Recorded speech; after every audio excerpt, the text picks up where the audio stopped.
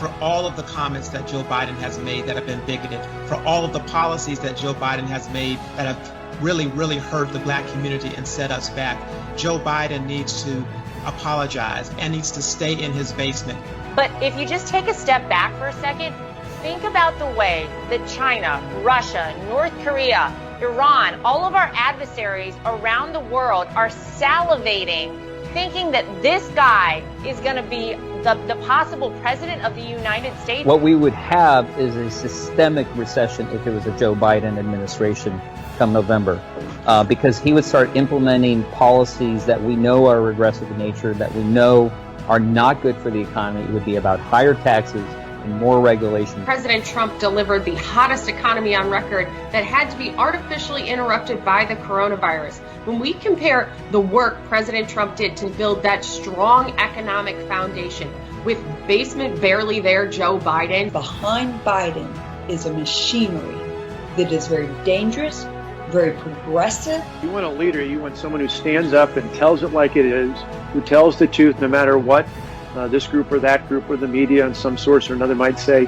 The only choice is Donald J. Trump. We are one people, one family, and one glorious nation under God.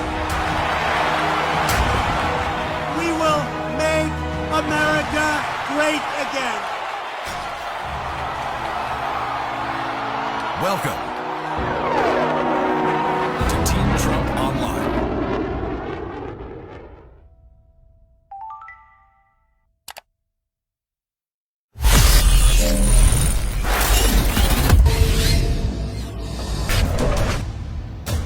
Obama comes up. There's no magic wand for that, Donald. You can't just make it happen. Well, abracadabra, buddy. They were obviously triggered. Biden is clearly on a teleprompter. This is why I wrote the book Triggered, folks. Well, guys, 2020 is the swamp's last end, and today's Triggered video podcast guest, Richard Grenell, is the epitome of taking on the swamp. I got to know Rick back in 2016, really through following his Twitter game, which was, let's just say, almost makes mine look a little bit mild.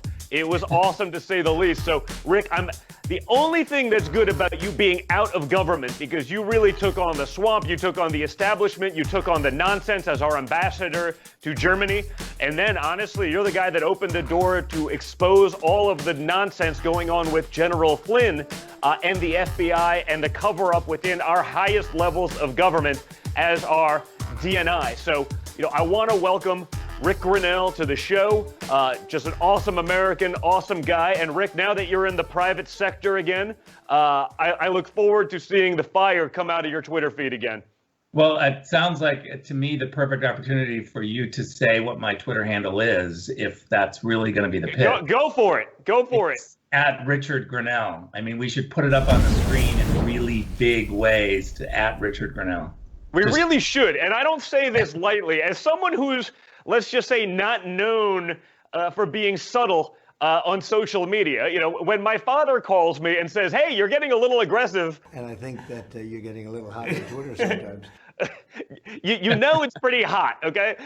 So if I'm saying that about Rick, it's awesome. So give him a follow at Richard Grenell. I promise you won't regret it. The last few years it's been a little slower because you can only be so aggressive as the ambassador to Germany. But let's start there.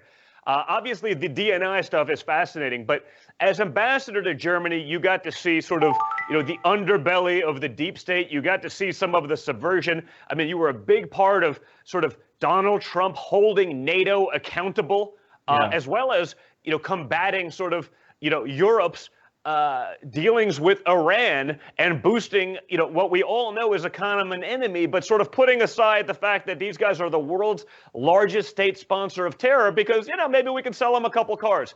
Why don't you talk about your experience there, what you saw, and how Donald Trump and this administration have been able to change things? It's a perfect question and segue, and I appreciate it because, I spent 8 years at the UN. And if you've ever spent 1 second at the UN and you walk into the General Assembly Hall and you see, the 193 placards of countries across the world, as an American, your first instinct is to say, where are the Europeans? Where are our friends? Where are people who believe in the rule of law and human rights and capitalism? And we don't have to make excuses about that.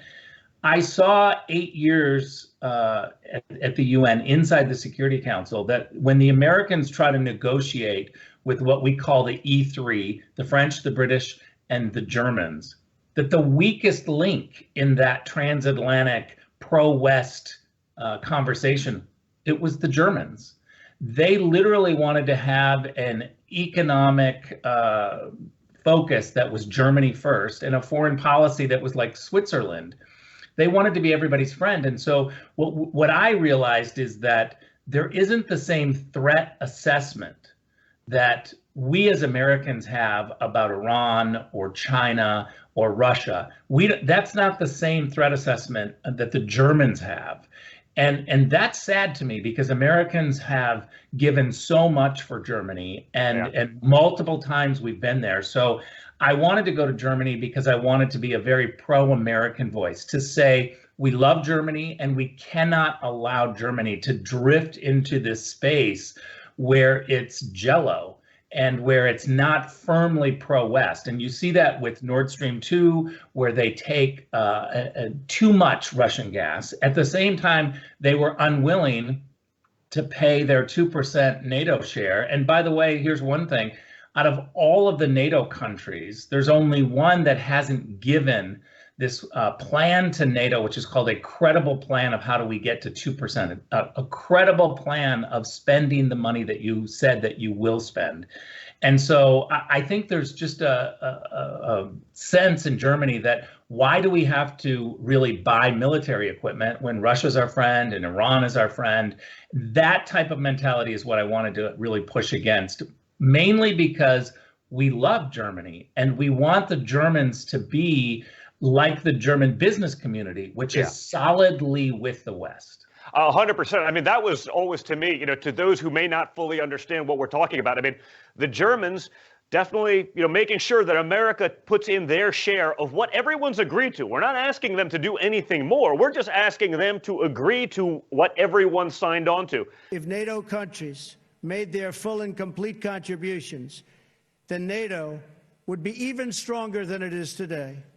So they're going crazy that America threatens to cut back since they are not putting in their full share because they want protections from the Russians, who they are signing billion-dollar oil deals with to take Russian oil. They could take American oil and gas. They could do all of those things, but they don't. So they want to enrich the Russians, who they are then begging us to protect them from. It's absolutely mind-boggling. And I'm glad to see that there's a distinction, Rit, between sort of the German business community and the German government.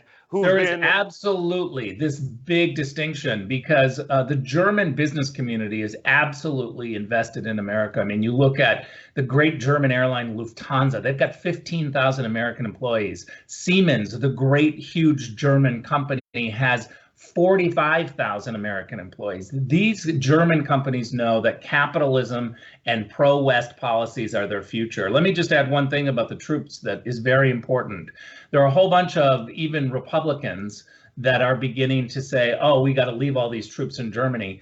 President Trump has decided that 25,000 troops should be the limit. I think 25,000 troops in Germany is a lot. I think that that's enough. But especially when their ambassador said, didn't he just say like last week, well, it's mostly symbolic. Well, I'm glad we're spending billions of dollars keeping troops there to protect you because you think it's symbolic and not real. I mean, that's why we got to wake up. Yeah, we got too many Republicans who want to keep sending men and women overseas and paying for them. Again, they're arguing, Washington, D.C. politicians are arguing from both sides of the aisle that 25,000 troops in Germany is too little. It's not enough. And I think that's crazy. I think we've got to start spending money in a smart way on America. 25,000 troops in Germany is a lot of troops. I think that's enough. So talk a little bit about that. I mean, you obviously, we've had so much of the pushback from Europe because America is taking a stance that's actually America first. It's shocking that any country would actually have a policy that wouldn't put their country first. But it's not just those countries. You actually see a lot of pushback, and if you weren't a believer in the deep state prior to 2016, maybe I would understand that. But you have these sort of deep state, DC swamp creature, former intelligence people, all this nonsense, pushing back on Trump's agenda, which is putting America first. Talk a little bit about it, because, obviously they went after you, almost as hard as they went after President Trump, because you were literally exposing the subversion that they were putting forth. Yeah, first of all, I'm a gay Republican. I've been under assault for a very long time. If you're it's pretty freeing once you're used to being canceled for your whole life, Rick. I mean, I know we've had this conversation before. I sort of say it. I'm like, they're like, wow, Don, I can't believe you're saying that. I was like, I've been canceled 1,500 times this week alone. It doesn't have any effect on me. So I hope others start feeling the same way. Stop caring, and it doesn't matter. I promise you, it's very freeing. Yeah, it is very freeing, and you see it across the board with people like Dave Rubin and others who really just say, I'm not really caring too much what they say. I think as gay conservatives, we've really honed our skills to always be in a fight, always be in a dialogue to say, what do you believe? You don't ever get a pass from your own party or from cocktail parties. And so it's important that you know who you are and what you believe. And so that's been kind of my whole life, of being that libertarian, let me decide my life, government should be small type of viewpoints. But I think that what we have in Washington right now is no longer a fight between Republicans and Democrats. It's a fight between Washington and the rest of America. What's happening when you see Washington, D.C. now wanting to be a state? There is a culture there of politicians, of media people, of lobbyists. It's no wonder that everybody in Washington, D.C. who has a paycheck, who's been sitting at home having that paycheck, is suddenly the ones that are telling everybody else who are, dependent upon working to get a paycheck, that you should just stay home, and that they're just so comfortable with this idea because they are getting a paycheck. And so this is the Washington, D.C. culture of people who are cheering for Washington, D.C. to grow. They want bigger budgets. They're reporting on Washington, D.C. because their kids go to school there and they protect it. They fiercely protect it. That's not the spirit of what our founding fathers had. They thought that people would go to Washington, D.C., make the best laws that they think is possible, and then leave the place and go back and live under those laws. And that's not what we have right now. Why do you think that when we have an economic slump, Washington, D.C. continues to grow?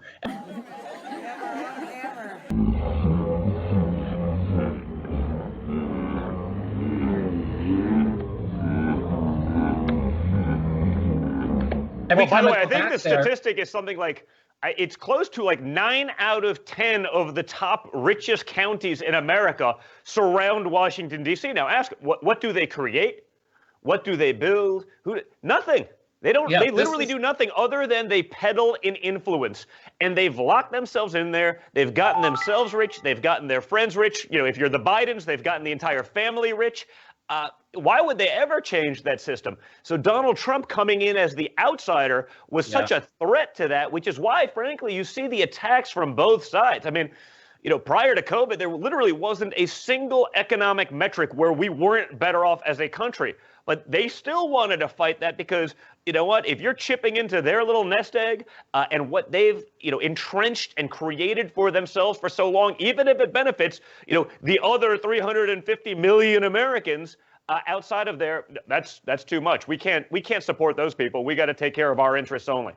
Yeah. And, there's a thread of this, and I'm sure that the media are going to go crazy when I say this, but there's a thread of this that is what the Bernie Sanders voters have been onto, which is that Washington, D.C. is really corrupt.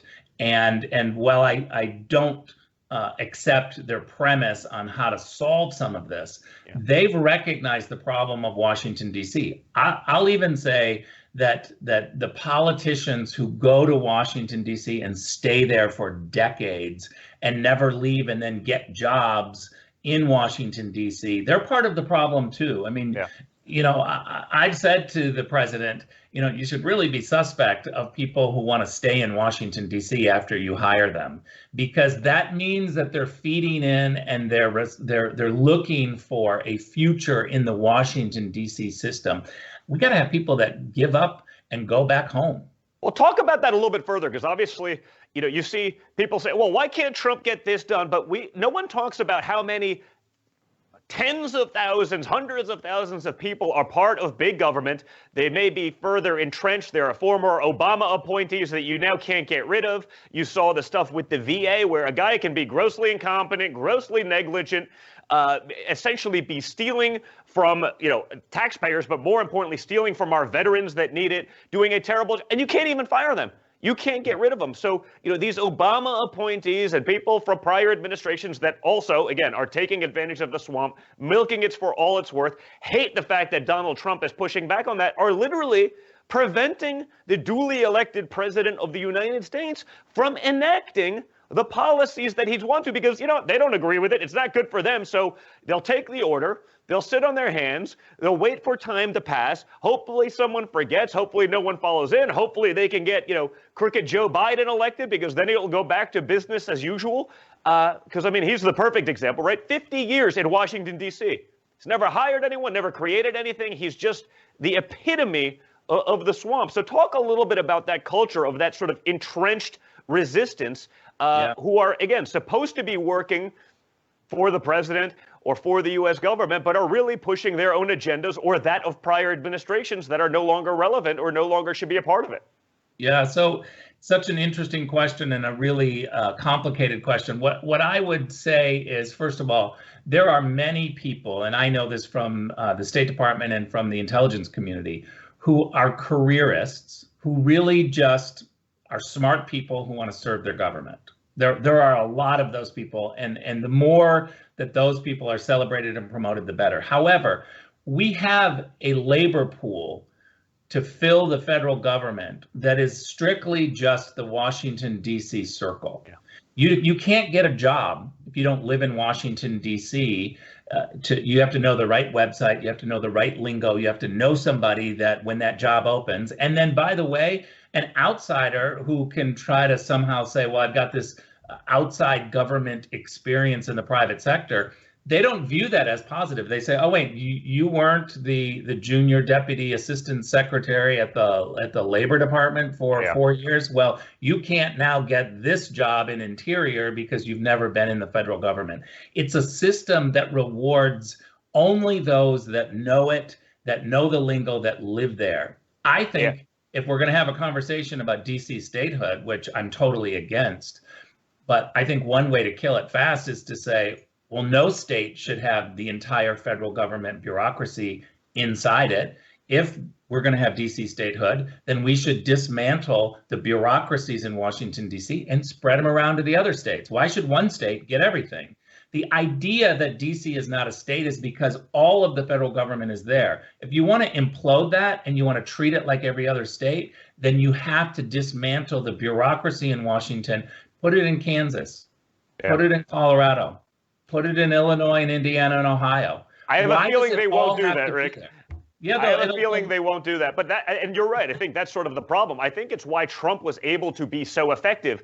Again, despite unprecedented resistance, right? There wasn't a single economic metric where we weren't better off. We got trade deals done that everyone said couldn't get done. We got NAFTA renegotiated with the USMCA. Everyone said they couldn't be done. And Donald Trump did it despite 3-year Russia hoax, unprecedented resistance, saying the president is an agent of Russia. They tried putting me in jail, and he still got it done, which shows and tells me, because common sense is the only thing not so common in D.C., that maybe if you have an outsider, maybe if you have someone that has real world experience, maybe if you have someone that's actually signed the front of a paycheck, actually had responsibility, created something in the real world outside of that D.C. bubble, maybe we can get these results more often, and Trump isn't just an anomaly, but they're doing whatever they can to protect themselves from that outsider coming in. Now, guys, we got to take a break. We'll be back in a few seconds with Richard Grenell.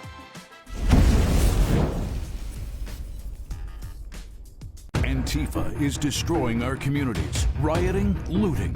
Yet Joe Biden kneels down and his staff sends money for bail.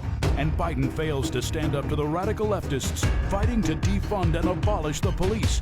With Biden kneeling to the left, we'd have chaos in the streets.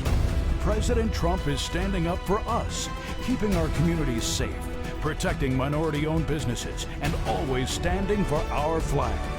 I'm Donald J. Trump, and I approve this message.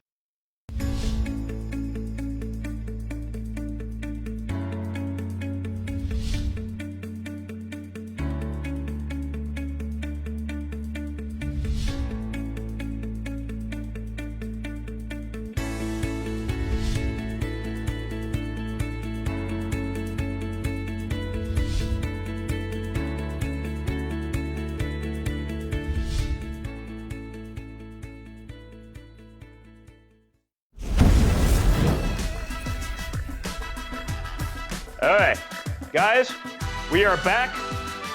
We're having an awesome conversation with Rick Grenell. Now, Rick, when you moved over to the DNI, I think actually probably the highest position for an openly gay person in DC history, which is pretty awesome and sort of contrary to the narrative. And it's amazing that the media, in all of their identity politics glory, never once mentioned that, because, you know, maybe it would go towards Trump and maybe it would talk about a meritocracy rather than what we see in D.C. But you were one of the key figures in exposing what happened to General Flynn. I've said it numerous times now, but I'm pretty vocal. And the one thing that I wasn't all that vocal about was what happened to General Flynn, because I'm saying, well, if all of these people and the FBI and the CIA and all of these former head, like, you know, maybe there must be something there. I as an American, I couldn't imagine that these people and these institutions were so corrupted, and that these guys would violate every oath they ever took, every notion in the Constitution, to try to push their partisan agenda. So, I mean, I guess it's on me for still believing in these institutions. But it turns out these guys are just there to protect those institutions, not protect the Constitution, not protect our freedoms. And you took a lot of heat by exposing this, but all you did was put a little sunlight disinfectant on the problem. You just said, here's the information for the American people. I want you to see it. You took a lot of heat for that, and all you were showing was transparency, which is seemingly grossly lacking.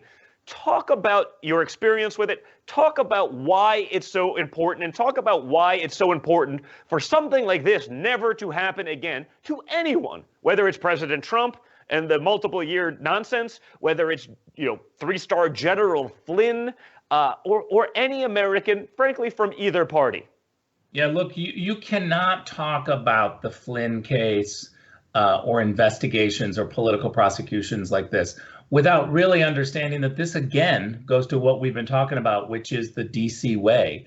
They want, in Washington, DC, to keep as much information classified and in the back room so that a few people make the decision and that the rest of America just kind of gets spoon-fed little pieces of information. That is the DC way. But for me, transparency is neither political or nefarious. It's really a process to show the American people, hey, this is who your government is, and therefore you could have a lot more faith in your government if you had more transparency. So when I started reading some of the Flynn stuff, it really made me sad, I have to be honest with you, because first of all, we saw in the footnotes that I declassified, there were 32 footnotes. I had a couple of senators come to me and say, can you declassify these 6 footnotes? So because Congress asked me, I looked at the 6 footnotes and I thought, not only should I declassify the 6 footnotes, I'm going to look at all of them. And we ended up declassifying about 32 or 33. It surprised the senators. They said, oh, wow, I can't believe that you're being this transparent. But the fact of the matter is that all of the footnotes that were classified and pushed away concerning the Flynn Steele document, Steele dossier, and the Flynn process all of that was not giving away sources or methods. It was covering up mistakes. It was trying to make sure that the early red flags, those people who said that the Steele dossier is not what people are saying, all of those comments, what I say, early red flags about how this collusion narrative was woven together, all of those early red flags were classified and pushed away. And when I started seeing all these people in the very beginning saying, this is not true, or we don't have very good tradecraft here, or look how the Russians are knowing exactly what's going on and are feeding the Steele dossier. All of this made me quite sad, actually, that this cover-up was happening. So once we declassified the footnotes, then I started reading the transcripts of all of the people, including you, who went under oath in the House Intel Committee.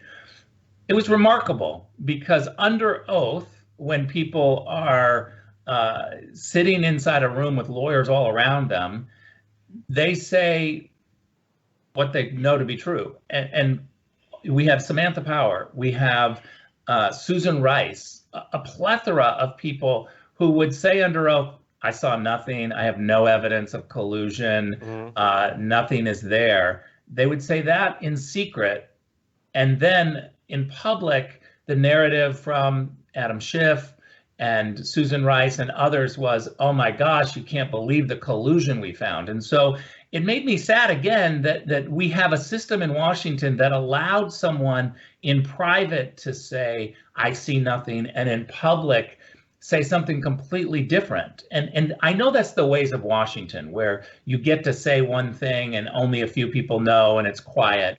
But what's really sad about it is that we've got a whole bunch of journalists who are playing that game, who are advocates, who are trying to protect Washington, D.C., because they live there, their kids go to school there, they are going to be there long after President Trump is finished and the next president is finished. This is their life. They have mortgages there. Their kids are going to grow up. Their kids are going to come back. I've seen that myself. As you said, you read, I did 30 hours of testimony. Now, I don't think I would have gotten the same benefit as those on the left and part of the deep state who literally have lied under oath to the House and to the Senate and to the American people. Raise your right hand. Do you solemnly swear to tell the truth, the whole truth, and nothing but the truth, so help you God? Please be seated. If I'd have made a grammatical error, they'd have thrown me in jail.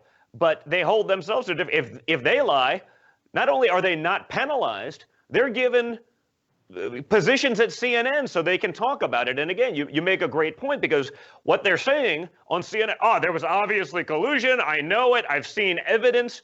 But under testimony, how can they get away with that in those positions? Because the problem is they're on TV. They had these former positions in government. So there is a level of credibility, sort of like how I couldn't attack Flynn, the notion of the attack on Flynn. I couldn't go all in because I got, wow, there's 30 people from the intelligence community saying X, Y, Z, but then you read their actual testimony and it's all lies, but it doesn't stop them from going on TV, having credibility because of those positions and just lying. And the American people have seen that now for months and years. That's where we have to have reporters who hold those people in power and the people who are testifying and trying to create narratives. You got to hold them to account. You have to be able to be a journalist that is unbiased and pushing for the truth. And I think what we see across the board in Washington is the swamp has taken over the newsrooms. Mm-hmm. And we have a whole bunch of reporters who are advocates and who are really putting their thumb on the scale and trying to elect certain people. And again, I go back because they live there. This is their life. If you work for the Los Angeles Times, you may not have a connection to Los Angeles at all. Yeah. That's what it is. They're no longer journalists. They've just abdicated that position to become activists. I mean, you to know that our hearts are out there marching with them. Please tweet us your comments. Poppy Harlow is up next. I think you were a part of a great example of this. You were on let's talk a little bit about John Bolton sort of being one of those guys that can get away with it. He signs a $2 million book deal, supposedly, because he'll say bad stuff about Trump. The left, who 5 minutes before that hated John Bolton, welcomes him fully. Let's go to the clip of you on CNN with Erin Burnett, because I think it's a pretty epic smackdown. And it's also sort of ironic the way she's become, part of the resistance, given that I was there when she used to beg to come on The Apprentice and to get a shot in the boardroom to try to make a name for herself. So, sort of watching the turnaround is remarkably ironic given the history. But I thought you did a good job putting her in a place. Let's go to the clip and then let's let you talk about it. So which is it, Ambassador? I mean, he's saying it's highly classified or it's fake.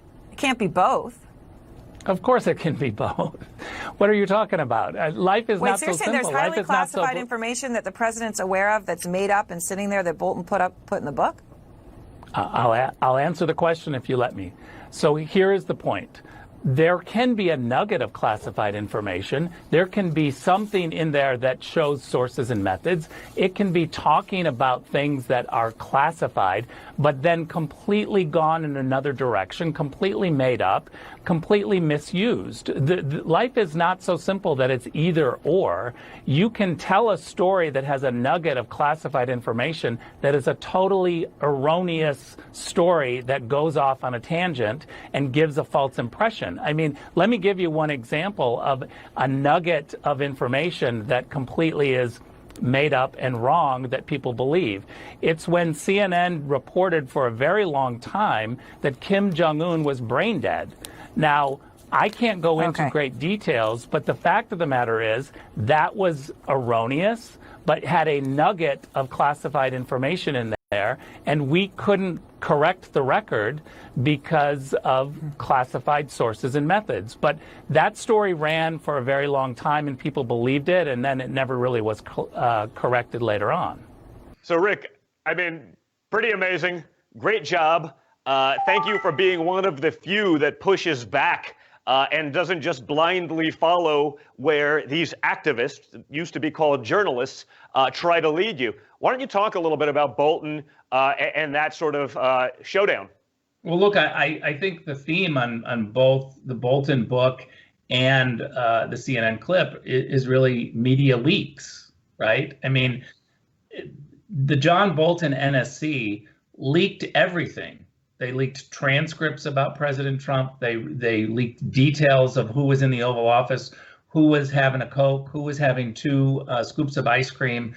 They leaked everything. And I was really troubled to see that there were these big, huge, dramatic stories that didn't leak, but were packaged for a book.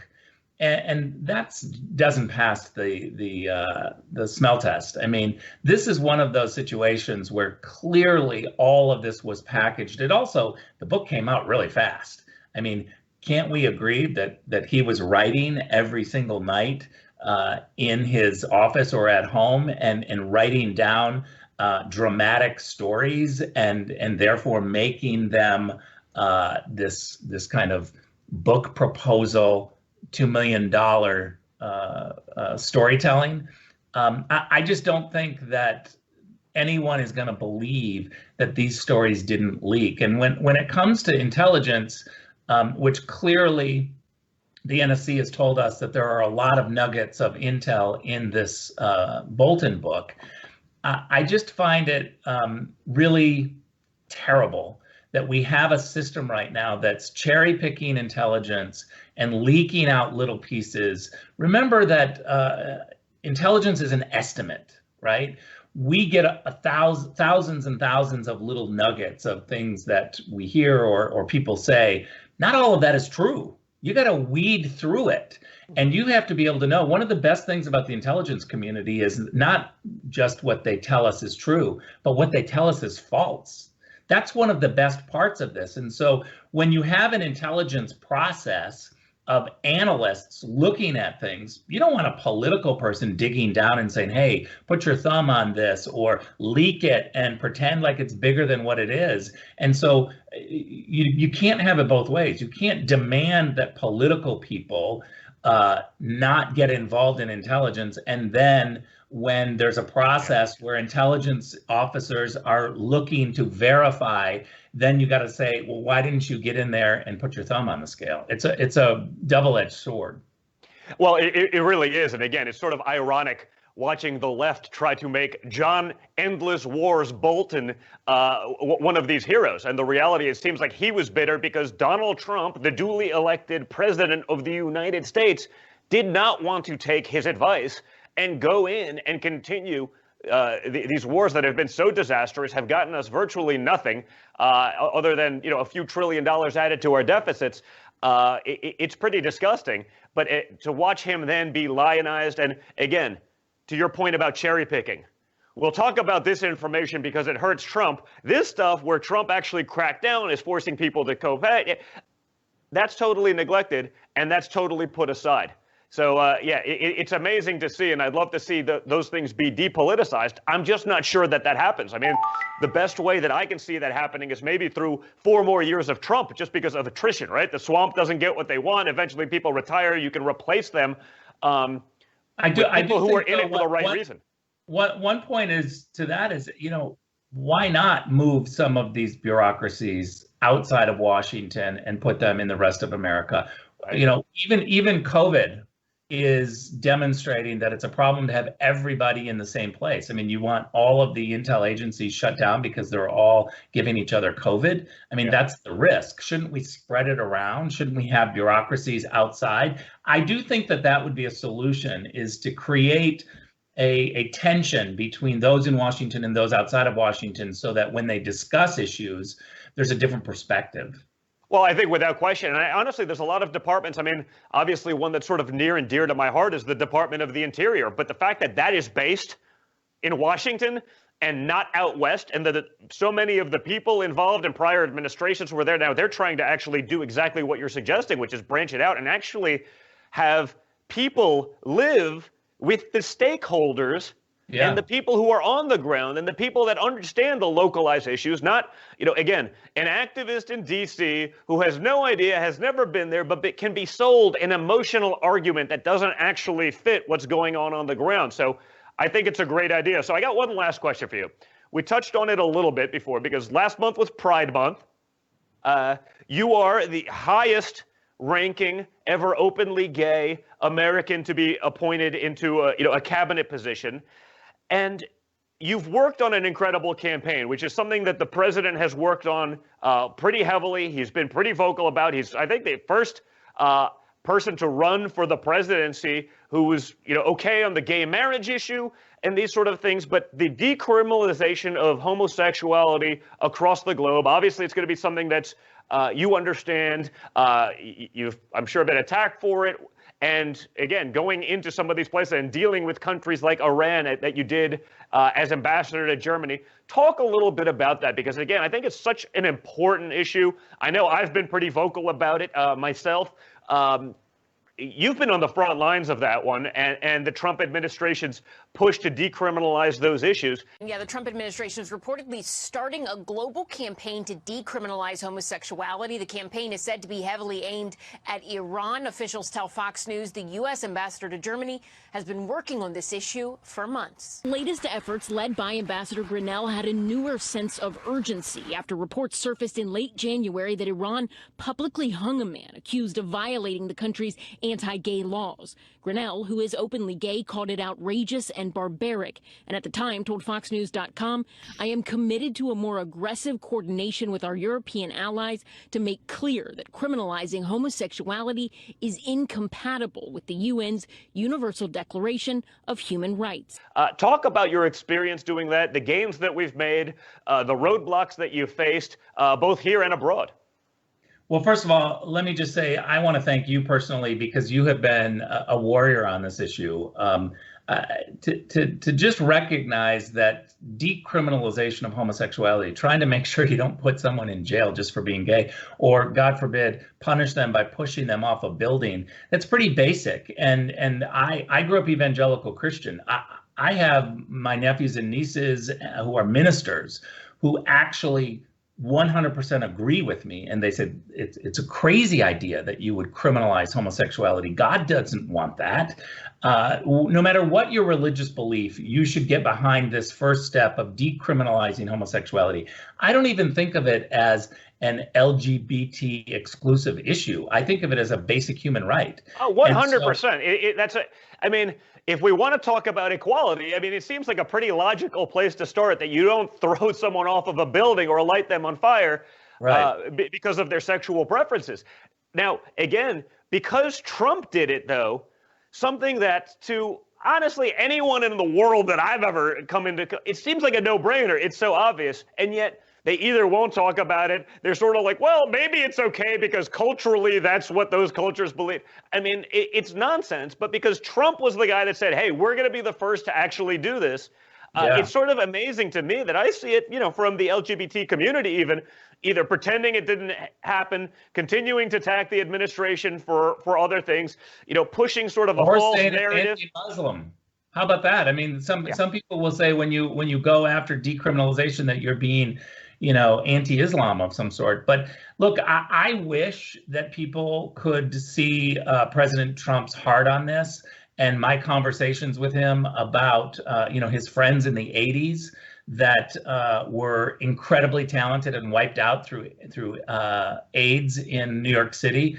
He's got some amazing perspective about these issues, and I love it when he talks about it. And he's really annoyed that we have 69 countries that criminalize homosexuality. So what we've tried to do is launch this initiative to really take a stand and to empower American diplomats to say unequivocally, this is a strong U.S. priority. There is this debate, not to get too much into the details, but some people at the State Department think that Americans shouldn't talk about these issues because if you're in Africa, or if you're in the Middle East, somehow it becomes, oh, the Americans are trying to export gay.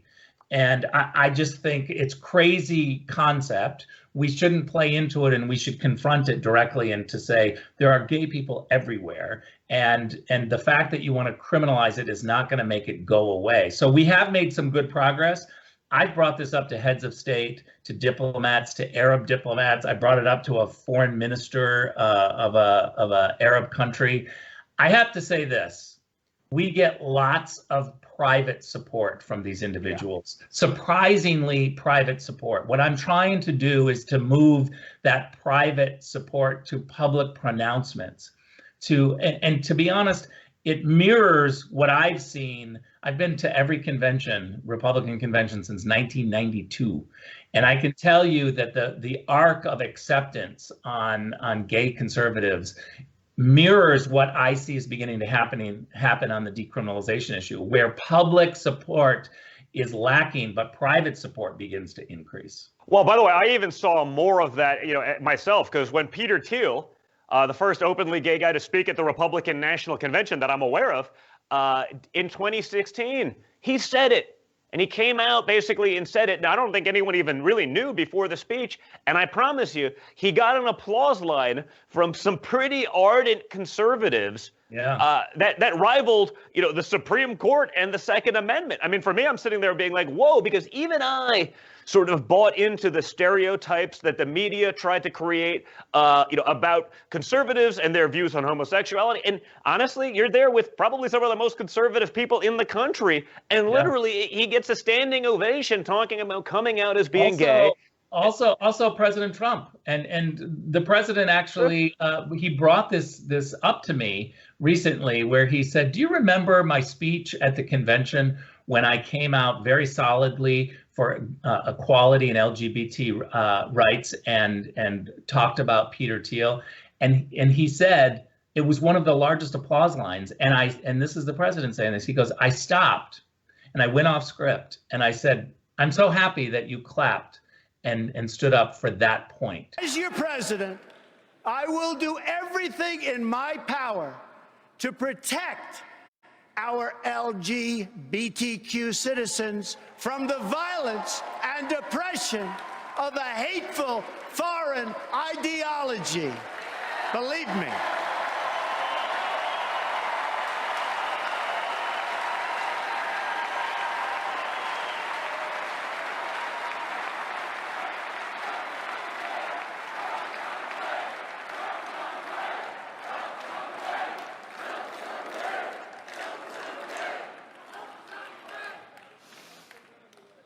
And I have to say, as a Republican, it is so nice to hear you cheering for what I just said. Thank you. It was remarkable because he thought that he was being courageous in that room to take a firm stand for equality. And to the surprise of many, it was a great applause line, and that people actually in a Republican convention, activist Republicans, were very supportive. I will finish with this. I don't know of a single elected Republican that could get away with being anti-gay right now. I think they would be shouted down. I think they would be run out. And I just don't know a single one that would stand up and do that. Well, that doesn't stop them from running with the narrative, but I think it's awesome, Rick, given, you being so, out and open about it. And honestly, doing the things that you've done as a conservative in this administration, that there's a gay Republican that's literally leading the charge against the nonsense is truly awesome to me. It's an honor to call you a friend. I look forward to seeing you in person soon. I look forward to, again, following your Twitter game as you're able to ramp up the heat a little bit now that you're outside of government and can speak your mind a little bit more freely. And I just want to thank you for being on the show. Awesome as always, man. Thank you so much. Thanks, Dom. Thanks for doing these podcasts. Awesome. Oh, it's my pleasure.